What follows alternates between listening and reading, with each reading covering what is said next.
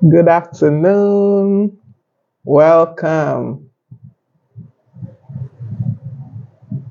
Yes, welcome. Good afternoon. Welcome to Growth Habits with Ngozi. I'm your personal guide on the journey of growth. So, how are you doing? How is everything going? How is your day going? How is this week so far? I am sure the week has been amazing because for me, this week has been amazing so far.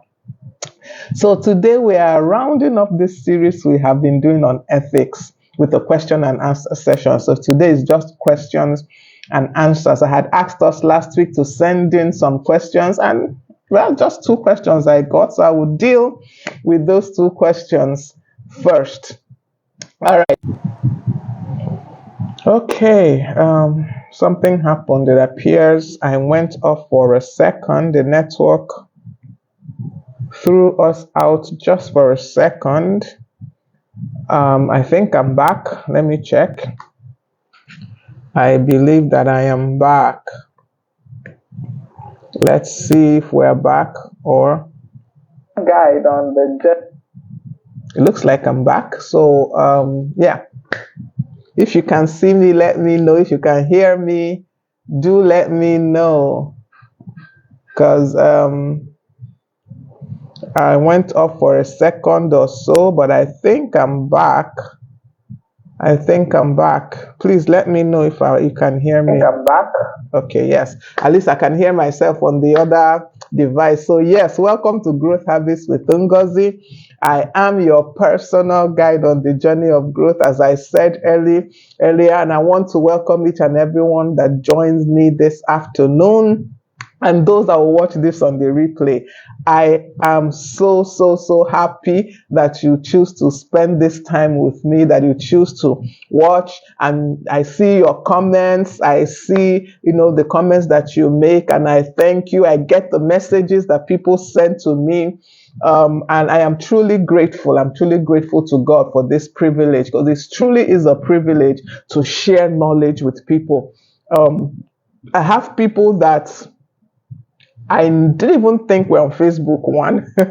Two, that I didn't even think would follow me on Facebook. And three, I didn't even think would be interested in this kind of thing. And they send me messages and they're like, oh, thank you for the session last week or something. So I am so honored that people find value in what I am doing here. So thank you all once again. Those that join live, those that watch the replay, thank you, and thank you again. So as I said, today we are doing a question and answer session. But as is usual, I'll still do a recap of what we have done. We've been on this topic of ethics for a couple of sessions now, and we looked at different aspects of ethics. Okay, so we started off with just a definition of ethics, a general discussion of ethics. And we said that ethics is derived from the Greek word ethos, which means a way of living. And we said that ethics is just basically a way you behave. And it has to do with your moral judgments, it has to do with your belief of right and wrong, what is just and what is unjust. So that was the general definition of ethics. And we said that there are some basic principles of ethics that cut across whatever aspect of ethics that you're talking about. Welcome, Uzo Koli. I think I saw Abigail also. I really don't know what's happening these days. When you're live, before you will see all the people that join the live session. But for some sessions now, I don't see who joins. Maybe when the person makes a comment, I will now notice it, or the person likes. But so if you're here, you're welcome. I can't see who and who is here, but welcome. So we talked about Onyinye. Welcome. Glad to have you here with me this afternoon. We talked about the basic principles of ethics that apply across all the domains of ethics. And we talked about integrity. We talked about respect of persons, personal accountability, fairness, and responsibility. And as we went on week after week, we saw that these principles of ethics applied across, along with some other things. That was in our session 41, the first session we had on ethics. The next session we had, we talked about personal ethics. These are the ethics that have to do with you, that has to do with you as a person, your personal beliefs, your personal system of beliefs, your personal system of how you interact. What are those ethics that you hold on to personally that help you in decision making in your life activities, in your everyday life? So we talked about those ones in session 42. And there were a couple of things we highlighted in that session 42. And of course, we talked about integrity, we talked about honesty, we talked about loyalty. The thing that stood out in personal ethics, that once you have chosen, because it is your choice, which of these principles you imbibe. I can't tell you you should be honest. Yes, I can. I can mention it to you, but if you choose not to imbibe it as a principle, then it doesn't hold for you. So you get to decide the principles of ethics you apply in your life. And so we talked about honesty, loyalty, integrity. And we said about integrity that is why it separates integrity and honesty. Integrity is not just being honest. It's being authentic, being real, even when nobody is seeing you. Because honesty, I can be honest, yes. I can be honest when it's convenient for me to be honest. But being a person of integrity means that you're trustworthy, you hold up to your commitments, you do the right thing, even when nobody is seeing you. You do the right thing. Welcome, Kenneth Okibu. I'm glad to have you here this afternoon. So we talked about respect also when we talked about personal ethics, selflessness, responsibility, and all that. And like I said, you get truly to choose which principles of ethics you apply in your personal life. Because unlike when we talk about professional and business ethics, professional ethics are usually set by the body that governs that profession. But your personal ethics is set by you. You choose, you decide. And when you have chosen, you need to abide by it. That is what makes it worth it. So it's not enough that I just have ethics, or I say I have ethics. I have a personal ethical statement, I have a personal code of ethics, and yet I don't apply it in my everyday life. That is the important thing. Everyday life. Believe, Henry, welcome. I'm glad you joined me this afternoon. So those were the things we talked about in our session about personal ethics. And we said you should have your own personal ethical statement. These are the principles that guide you in life, that guide how you behave, that guide how you react, how you respond to people. Okay, so in our session 43, yes, session 43, we talked. Okay, my apologies. I hope I am back. I want to believe that I am back. Please let me know if you can hear me. I just had to switch to, excuse me, to another. I'm so sorry. Okay. I had to switch to another network. I hope you can hear me. So sorry. I hope I am heard. Please let me just check. I'm heard. Okay. So my apologies. I've had to switch to another network. Hopefully I won't be having this break in transmission in this particular network. All right. So I was talking about professional ethics, which was what we treated in our session 43.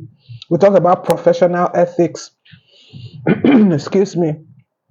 And these are the principles that govern our behavior in the profession that we have chosen for ourselves, in the group that we have put ourselves by reason of the profession that we are in. For example, you're an accountant, you're a lawyer, you're a doctor, you're a nurse, you're a surveyor, whatever profession, they have these basic principles that guide how you work in that profession. And like I said, I try to go through the code of ethics of a few professions just to see what they have and just to see what is the makeup of those codes. And I found quite a lot of things similar in all the professions. And the first thing I found was integrity. Once again, as I said, that's upholding honesty, truthfulness in your professional dealings, upholding rightness, in your professional dealings, even in the difficult situations, even when nobody is truly seeing it, it's just you upholding that integrity. I found confidentiality as a principle of professional ethics, keeping your client's information private. You're not to share your client's information just to anybody. You're supposed to keep it private, supposed to keep it confidential, especially those ones that are sensitive. You only had access to it because they are your client. You don't have to share it with everyone. We talked about being objective in rendering your services, rendering unbiased and fair service to everyone. You don't look at, oh, this person has money, so I will render a different level of service. Let your service be excellent always. Always. We talked about professional competency, knowing your onions. It's not enough to answer an accountant. You should be able to defend that name. You should be able to have the necessary knowledge, the necessary skills and training that is required in your profession. And we talked about legal compliance. That was where we had quite a lot of discussion the day we had this session. Legal compliance, whatever the expected compliance is, for law, obey them, follow them. At least do the basics. Let it remain the extra. Do the basics. And we talked about continuous improvement. You have to keep improving as a professional. Those are the principles of professional ethics. In our next session, excuse me, we talked about workplace ethics. Now, workplace ethics is different from professional ethics because it's not talking about you as a professional, but you as a worker in an office, in an environment, in a work environment. So you could be a professional, sure, and you would maintain the principles of ethics of your profession. But by reason of your being in a workplace, there are also some things that are expected of you in a workplace. And one of those things is punctuality. And I harped on this so much the last time when we had this session because I found that it's a bane for a lot of Nigerian workers. We do not go to work early. We say, but the boss is not doing well. Oh, but the company, it doesn't matter whether the company is doing their own part. For the fact that you work in that place, when the company tells that work starts at 8, it means that you're seated on your table, your system is open, and begin work at 8. Not that you arrive at 8. I remember somebody asked me some time back, okay, if we are saying punctuality and we say work starts at 8, what of work ends at 5? Yes. And to a large extent, close work at 5. I don't see why we should do any unnecessary overtime. It doesn't even benefit you as a person. So work should start at 8. Work should end at 5. If you properly structure your day, most times you would complete what you have to do by 5. Once in a while, if you need to work overtime, you know that is once in a while. Just like once in a while, if you come late, we know that is once in a while. It's not the norm. It's not the regular. We understand. So that is what we talked about, punctuality. We talked, of course, accountability, integrity. Once again, initiative. We also looked at that as a principle of workplace ethics. Show initiative in your workplace. Kelechi, welcome. Kelechi Ume, welcome. Kelechi Obuka, welcome. Glad that you joined us this afternoon. We talked about initiative. Show initiative in your work environment. Don't keep looking at the fact that no one is appreciating your initiative at the time. Keep on showing initiative. Come up with the good ideas. Come up with the ways to improve work. Come up with the ways to improve the flow of business. Whatever. Come up with those ideas. They will be appreciated one day. Some will be appreciated immediately. Some will not be. That should not make you stop showing initiative in the place of work. Of course, we talked about professionalism also as a principle of workplace ethics. There is a professional way to behave, there's a professional way to act, there's a professional way to dress. Apply all those principles in the workplace. Okay, and the next session we had, session 40, what now? Okay, I think I need to check 40. What was the next session? Oh, 44. No, 45. 44 was workplace ethics. 45, that is business ethics. And this is now from the side of the business. When we talked about workplace ethics, we mentioned that there are two sides to it, the side of the employee and then the side of the employer. But we didn't really look at the side of the employer when we talked about workplace ethics. And we dealt with that when we talked about business ethics. These are the things, it refers to the standards for morality, excuse me, the standards for right and wrong conduct in your business.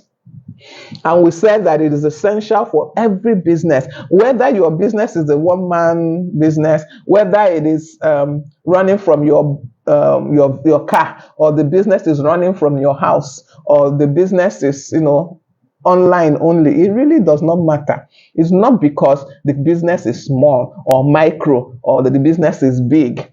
You have to define what ethics you're running your business with.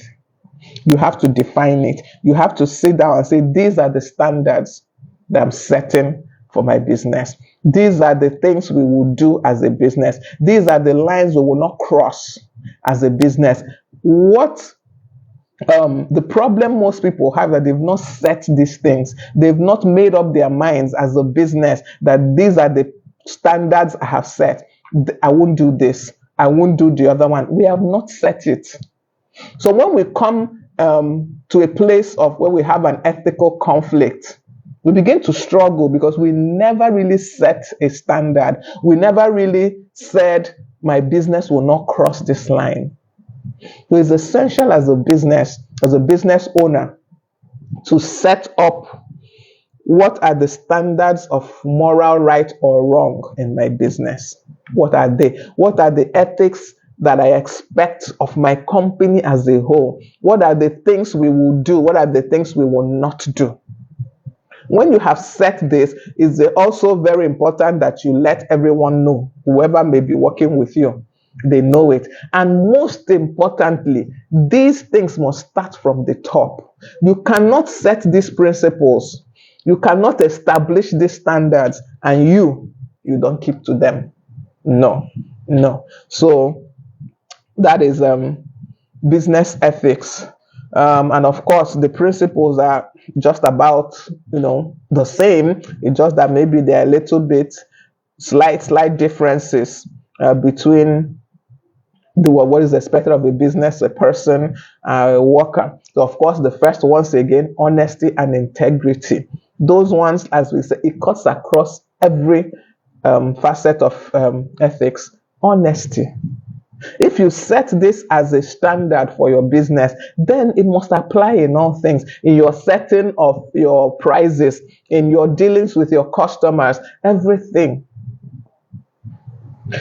you should be able to tell your customers how it is with your business. You should be able to give them the real picture and not paint a rosy picture when things are not going so well. That does not mean you go about exposing, your company secrets or playing down on your business. No. But you do owe people a standard of honesty. Of course, fairness, deal with everyone fairly. Leadership is what I mentioned, that it has to start from the beginning, it has to start from the top. These principles that you want to apply in your business has to start with you as the owner of the business. You cannot hold people to a standard that you as the owner cannot attain. Okay. Of course, integrity, as I said, respect of persons, deal with everyone equally. We are all human beings. Law abiding, ensure that your business abides by the law of the land. Pay your taxes. At least the basics, the minimum. Like I said, minimum compliance to laws, to taxes, all those minimum compliance. Just do the barest minimum first. Because I know in this country we like to complain government is not doing anything with our taxes. Why should I pay? They are just using it to enrich themselves. Probably, maybe, but do the minimum compliance. Minimum compliance. All right. That was business ethics session 45. In session 46, we talked about social ethics, and we decided to look at it going the route of etiquette and manners, good manners.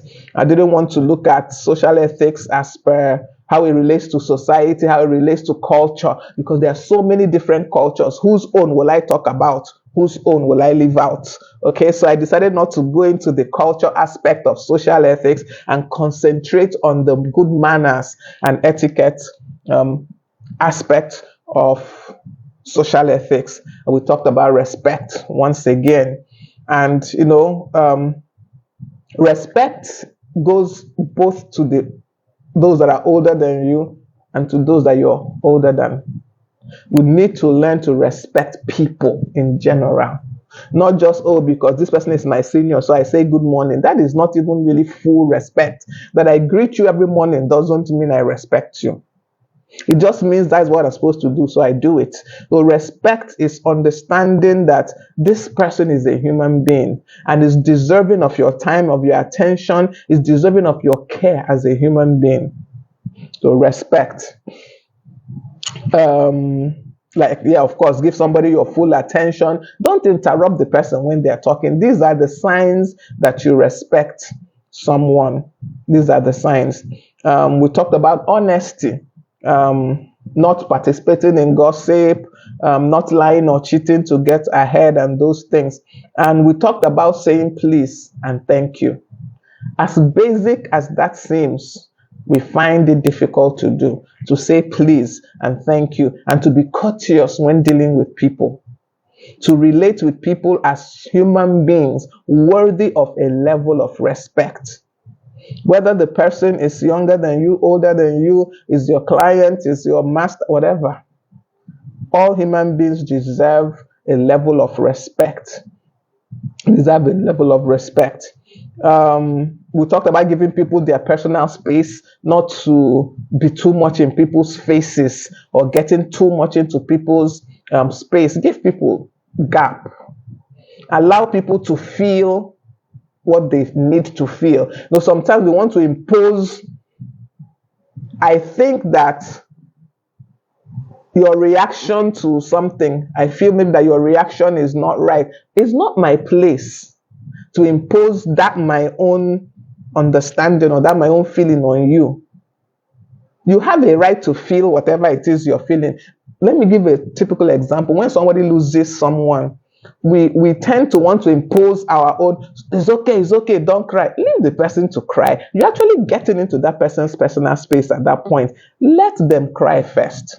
There is nobody something happens to that does not cry. If you don't cry, you will cry later if you don't cry now. So don't try to force people, don't cry, it's okay. No, don't hush them. Don't get into people's personal space. Give them room to feel. They have a right to feel whatever they are feeling at that point. It's only when it's going too far, maybe you can guide. But give people the opportunity. Let people be able to feel, respect people's boundaries, respect people's space. I believe we have a problem this side of the world knowing that people have boundaries. Let's learn to respect people's boundaries. We talked about being a good listener also as a sign of good manners and punctuality. All right, so I've come to the end of the recap. This was quite a long recap of the recap of all we've done in ethics in the past, how many sessions. Like I said, today is a question and answer session. I had asked us last week to send some questions, but I only got 2 questions, so I will deal with those 2 quickly. If you still have a question, please put it up in the comments. Yes, thank you, Blessing. If you have any question after I deal with these 2 that I received, put it up in the comment and I will also deal with it. These 2 basically have to do with workplace. The 2 questions actually deal with having to work with, something your boss or something that happened in the office. So let me take them. The first one says, my boss asked me to cover for him on his expense report by saying I was at a meal when I wasn't. Should I do it? And when I saw this question, I laughed first, just as I'm laughing now, because it's a dicey situation for sure. Definitely is a dicey situation. First of all, it is wrong for your boss to put you in that situation. It's really wrong because, it's like between the devil and the deep dark sea.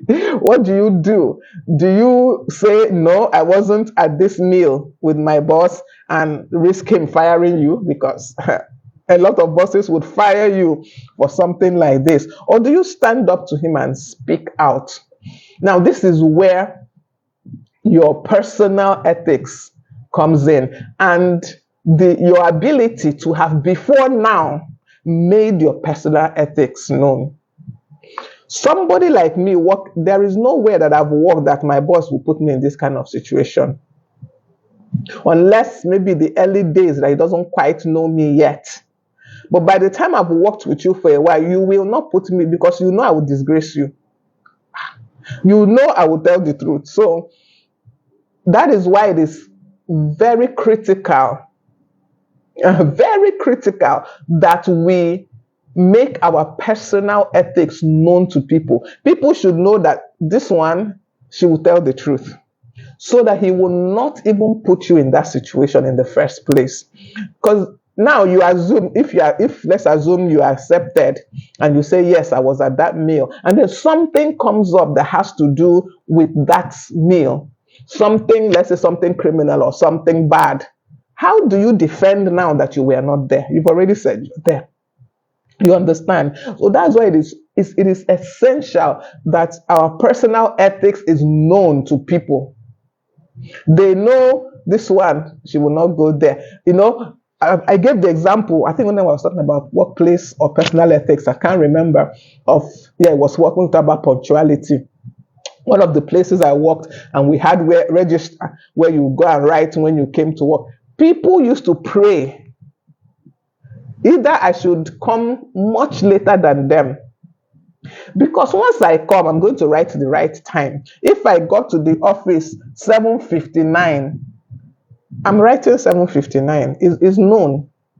I am writing 7:59. So you can't do 7:50. I don't know now. There's nothing between 59 and 60. But we like to do those things. I can't. So people used to truly pray.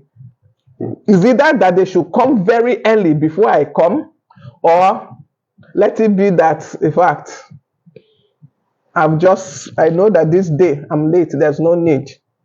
Because once I come, or the one that is even worse, like when somebody comes by that 7:59, they'll go and write 7:30 to give room for others, and they claim it's a camaraderie thing. I'm so sorry, I don't do that kind of camaraderie. I don't do. Initially, they used to call me names, but it's not my business. I cannot come to work by 7:50 and go and write 7:30 for you that sat down in your house probably and relaxed and then came. No, I don't do that kind of camaraderie. So they know. That is why you need to make your personal ethics known. Let people know that for this one, this person is not part of it. If this boss knew this person well, understood their stand, he wouldn't put them in this situation. He wouldn't, because he knows that this one will say, I wasn't at this lunch. Oh, I didn't come. So that is my answer. That is my response to this particular question. For me, I would definitely say I was not there. I'm sorry. Oh, sir, maybe you thought, or is it another day? But I can't accept that I was in a lunch. I was not there. I can't. Okay. The next question. I hope I don't know if the person is here. I don't even know. But I think I want to believe I did a good job of answering that. The next question.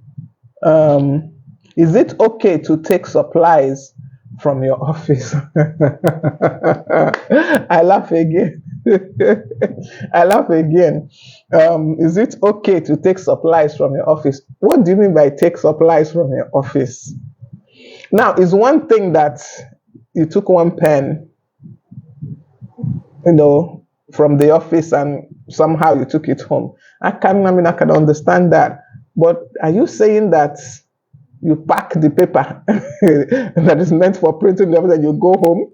Or that you pack the pen? I mean, what are you taking the supplies for? I don't even get. The whole idea for me is strange. Why are you taking supplies meant to the office?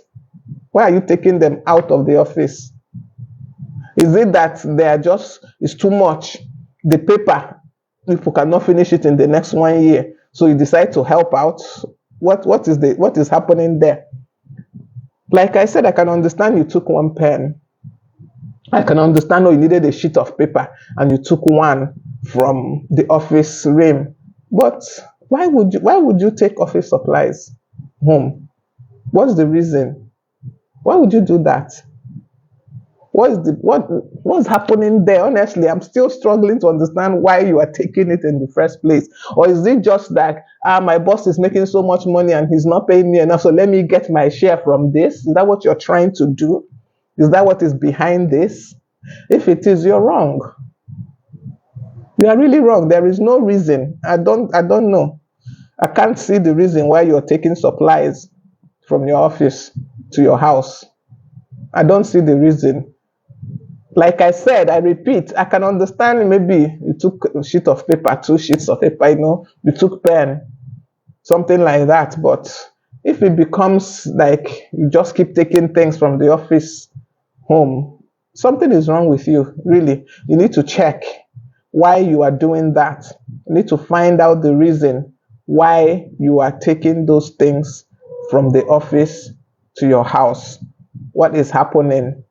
Are you trying to pay back your boss for maybe you think he's not paying you fair wage or something, so you want to get your share? Is that why you're doing it? If that is the reason, talk to your boss.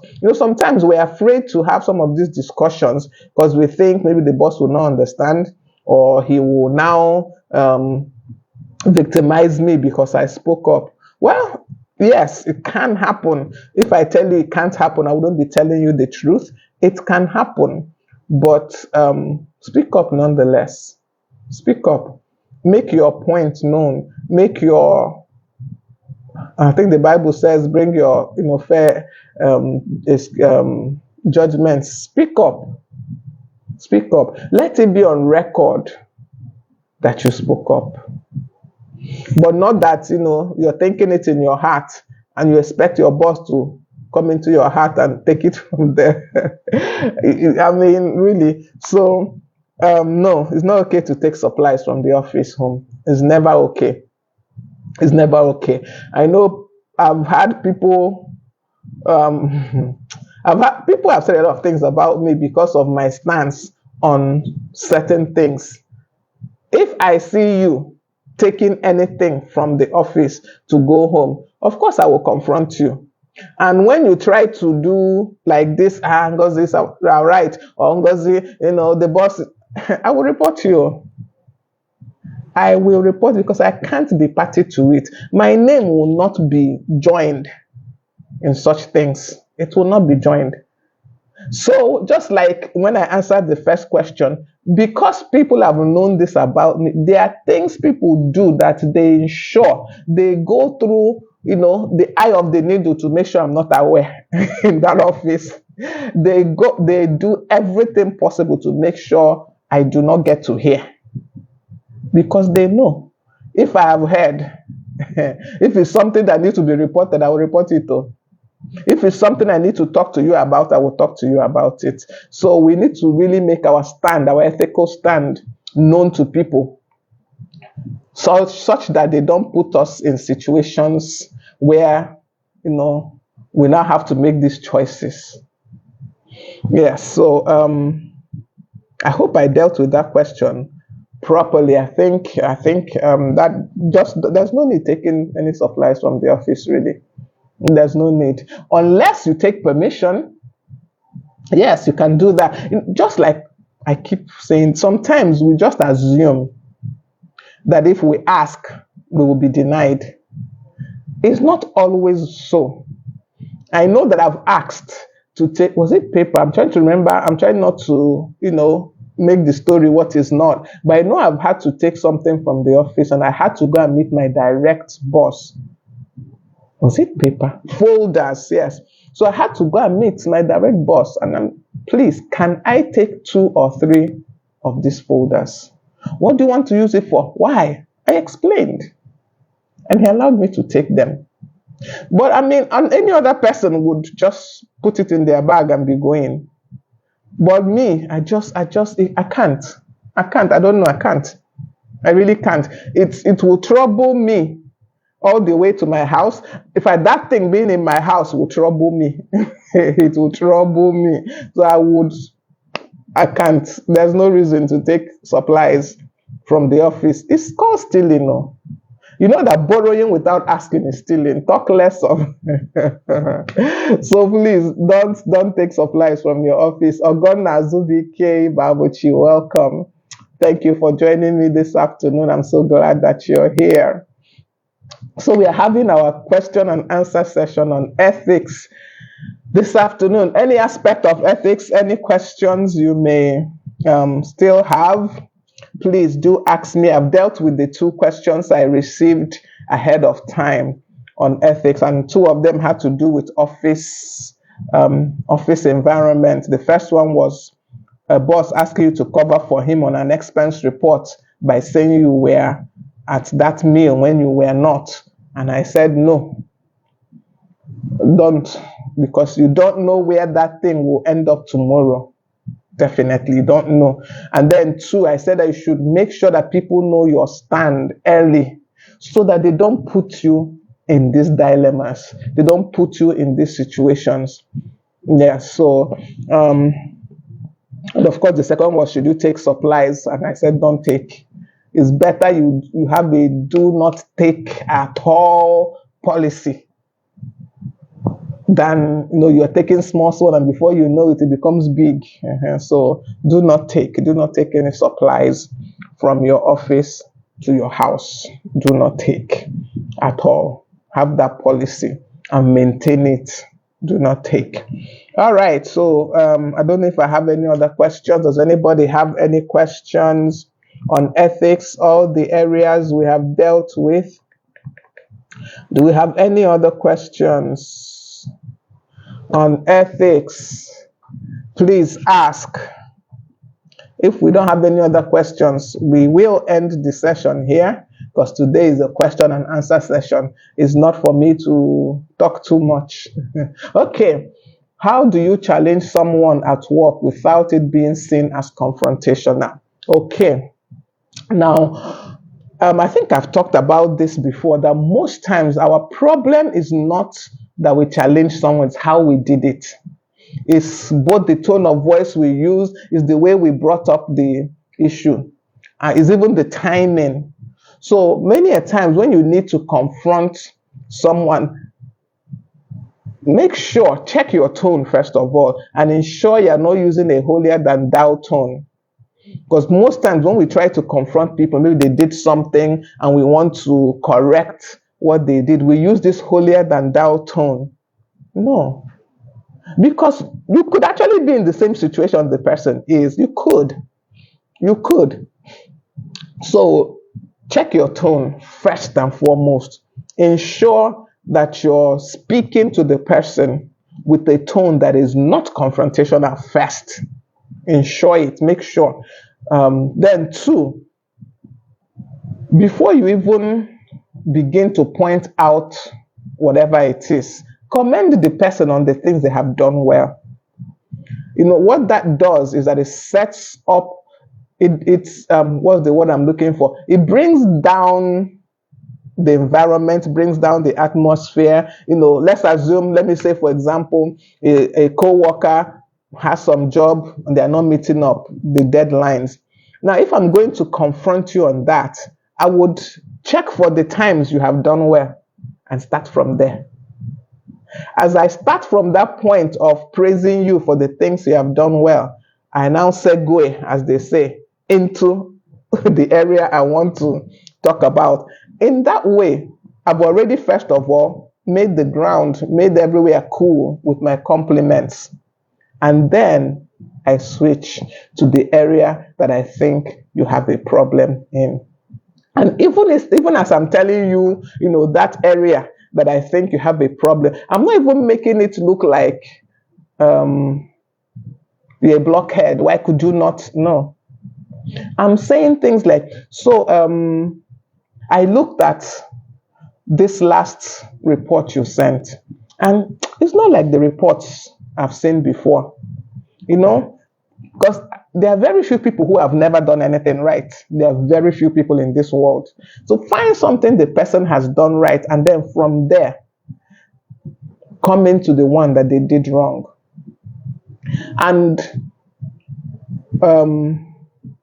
let me go back to the example I was giving. So this report is not quite like what I have been saying before. It appears you had some difficulties with it. It appears, you know, you had a challenge in trying to do this report. Can you share? Now, the person is not even feeling, why are you confronting me? The person is looking at it that we are having a discussion. Good afternoon, Chimere. Welcome. Glad you joined me this afternoon. The person is looking at it, we're having a discussion. And before you know it, you're bringing out the points you want to point out to the person, and you're discussing it with them. They're telling you whatever they have to tell you, and you're making the corrections you need to make. Most times, truly, is the way we approach it that makes it confrontational. It's because you come up with you come up to the person. Why did you do this? Why did you mess this up? Or why is your report not ready? Why is this? That is why the person feels you're confronting them, because you truly are. You are confrontational. But if you come with the mind of, okay, let's find a solution to this. I noticed this in your work recently. Is there a problem? Is everything okay at home? You can even start from there. Is everything okay at home? Is there an issue at home? You know? Is there any problem?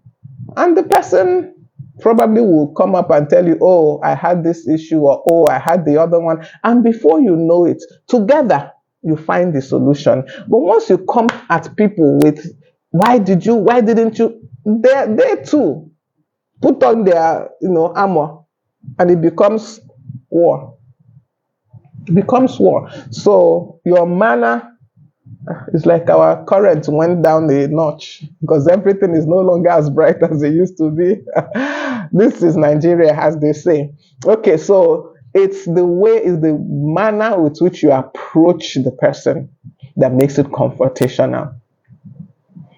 Yeah, so I hope I answered you well, Uzo. I hope I answered that question well. Okay. Any other questions? Okay. You're giving me a thumbs up. I guess that means I answered it well. Okay, do you have any other question that has to do with ethics, work ethics, professional ethics, personal ethics, social ethics? No one has asked about the please and thank you. Okay, Uzoya, all right. I'm glad that I answered it well. Chinaza Melody, welcome. Glad to have you here this afternoon. It's been a while. How are you doing? Okay. Any other questions? Any other questions?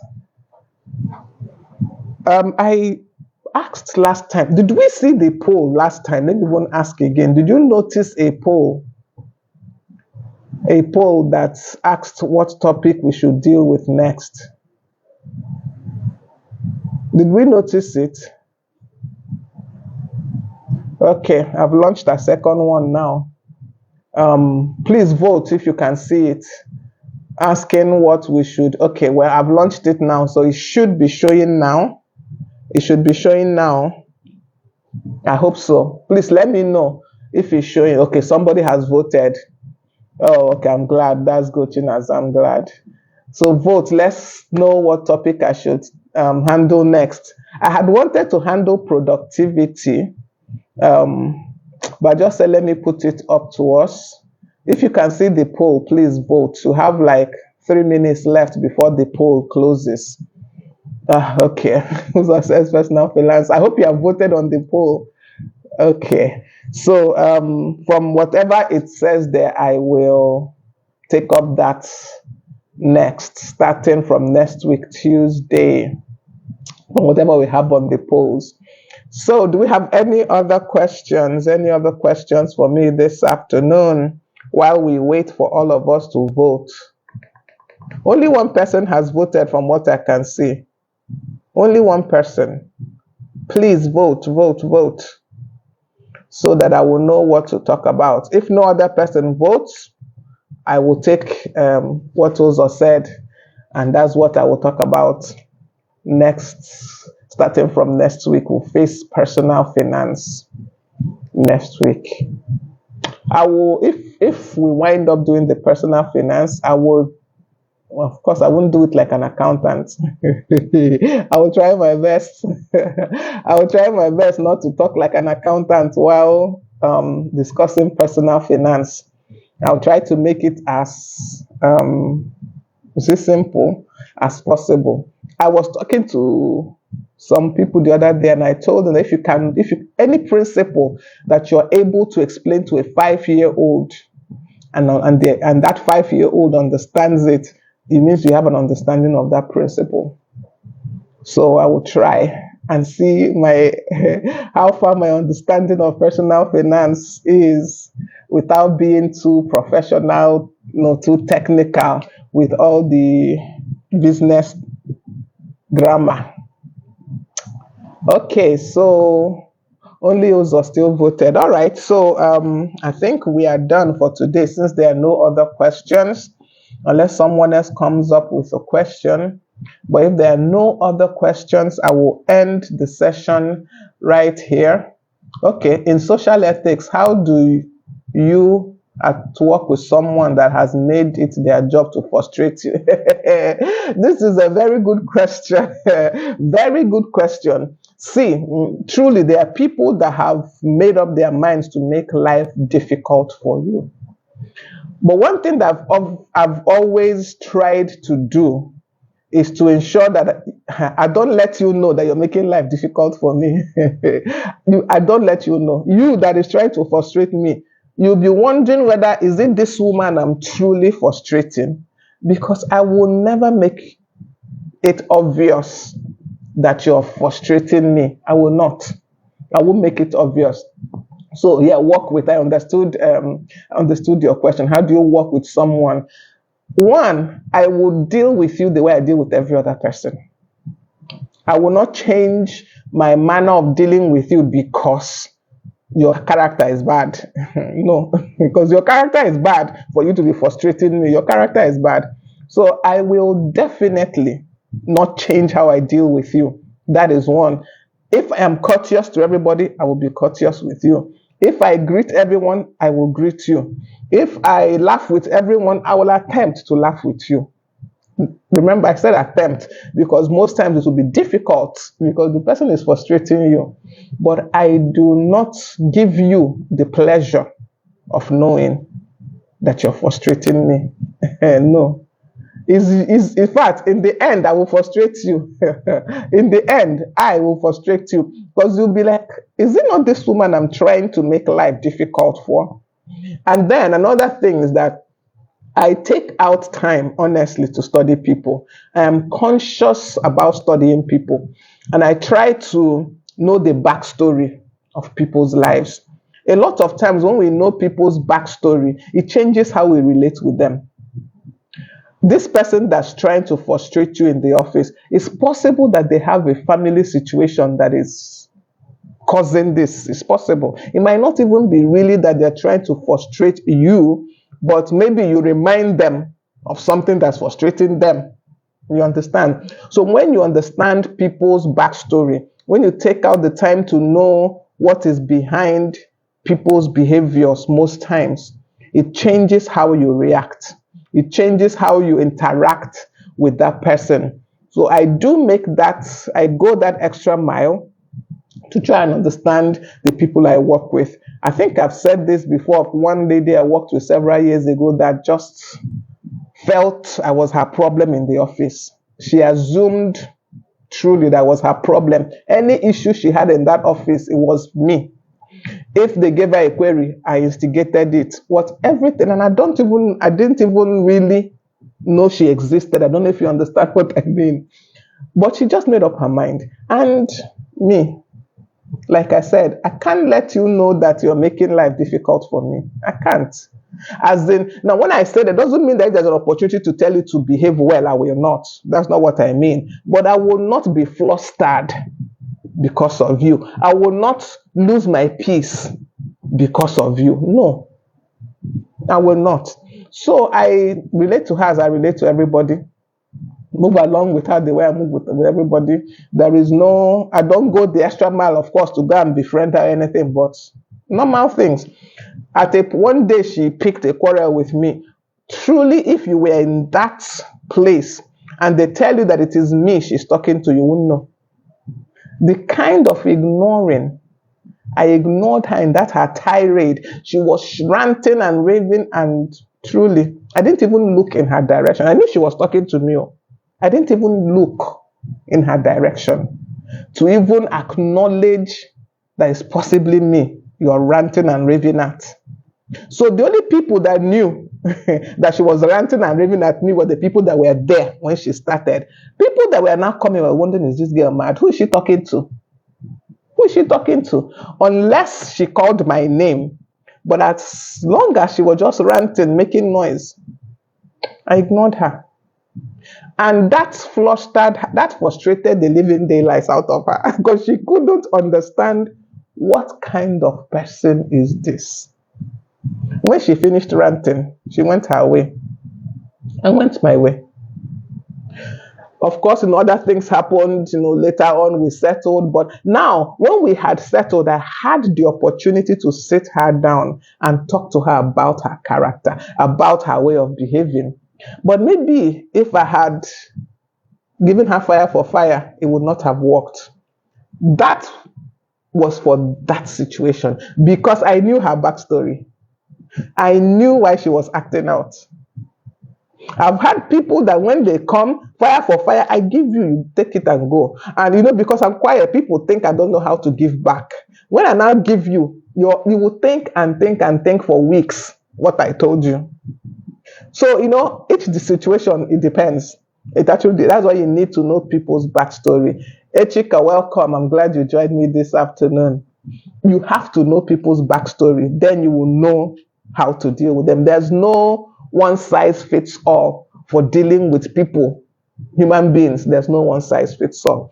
So for that person that is trying to frustrate you in your job, try and know their backstory. Try and figure out what is making them do the things they are doing. When you find that out, you will know how to deal with them. For some, it will be to ignore them. That will be the answer, honestly. For some, it will be to give them fire for fire. If they frustrate you, you frustrate them. Honestly, for some, it will be to keep showing them love. It's true. There are some people that all they are looking for actually is love. They're acting out is because they are lacking love. So if you are able to know the person's backstory, you will know how to deal with them. You will know which approach to follow. You know, there are some people that if they shout at you, for example, or they are ranting at you and you rant back, it takes them off their guard because they didn't expect it. It ends there. But it doesn't work for everybody. Okay, so that's why we need to know people's backstories before we know how to deal with them. So whoever is this person that's trying to frustrate you in your job, find out what is behind it. It could just be that they are looking to be your friend. You know, there are some people that is how they want to. It's funny, but it's true.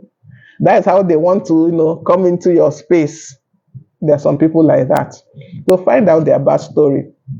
Then you will know how to deal with them. Everybody does not, there's no one size fits all. Let me go back and say it that way. There is no one size fits all. Different people require different approaches. I hope I answered you, Uzo.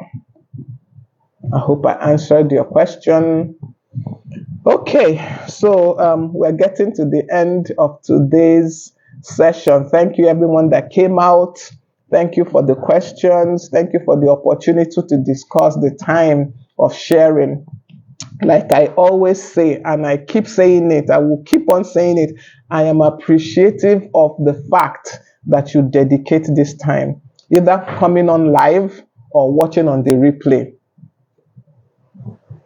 Yes, so it's draining. I agree. It is draining trying to understand people's backstory and baggage. It is draining sometimes, but it helps, honestly, because truly you really can't. There's no one size fits all, truly. There is no one size fits all. I can't tell you that if you apply this, it works for everybody. There is no one size fits all. It can be draining to understand people's backstory and their baggage. Truly, it can. But the benefits outweigh the disadvantages of it. The benefits outweigh it. So, because there's somebody that you will ignore and it gets worse. There's somebody that you will attack back and it gets worse. You see, that is why we do need to understand people's backstory. It doesn't mean, you don't even have to go too far in understanding the back. Just have an idea of what is causing it. Just have an idea. I don't even, I don't know how else to put it, but this is what has worked for me. It can be draining. You're right. Because they are not trying to understand your own backstory. It's only you doing the work. It can be draining, but ultimately, it is more beneficial. It's more beneficial to you. See, because when you allow people to take away your peace, they are not, it's you suffering it. Do you understand? You are the one carrying the load. You are the one bearing the burden. You are the one that your peace has left. You are the one possibly having sleepless nights over it. The person is fast asleep in their house. So why allow them to take away your peace? You can't take away my peace. So truly, you can't. You can't. It's either I ignore you, cut you off, and you'll be there stewing and ranting and raving, and I don't know that you exist. Or I take out the time, find out what is happening and see if it's something I can help you with. If not, I'm sorry, I am done. You cannot take away my peace. I refuse. I refuse. You can't take away my peace. Okay, so that is, so sorry, a call tried to disrupt our session. So that is truly my advice. It can be draining, but the advantages of understanding what is prompting the person to behave the way they are behaving far outweigh the stress or the drain of the process. Because truly, when you don't find out people's backstory, you're the one suffering it. You're the one. The person is doing what they are doing upsetting you, frustrating you, is your own BP that's going high, not theirs. It's your own BP. So no, nobody can take away my peace. I won't allow you. Honestly, I won't allow you to take away my peace. It's impossible. So I take my time and find out what is the cause of this drama you're acting for me. If it's something I can help you with, I will help you. If it's something that I just need to ignore and waka pass, as they say in Nigeria, I will ignore and waka pass. But you can't take away my peace. No. So that is how I deal with difficult people around me. I think I did a series sometime on dealing with difficult people. Maybe I need to revisit that again for us. That is how I deal with people. I won't allow you to take away my peace. You won't frustrate me. You won't. Instead, I will frustrate you with my goodness. I will frustrate you with my quietness, with my calmness, with my peaceful demeanor. That is what I will use. I'll frustrate you. You can't frustrate me. So I hope I answered you, Uzor. I hope I answered your question. Oh, wow. I have a very important person that I see joined me here this afternoon. Wow. Mr. Ifan, you're dead, though. Thank you so much, sir, for joining me this afternoon.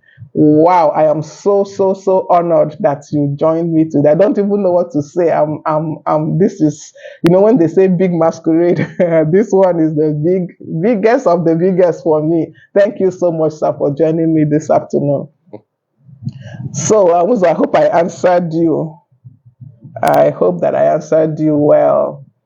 And I think, we have actually passed our 1 hour mark.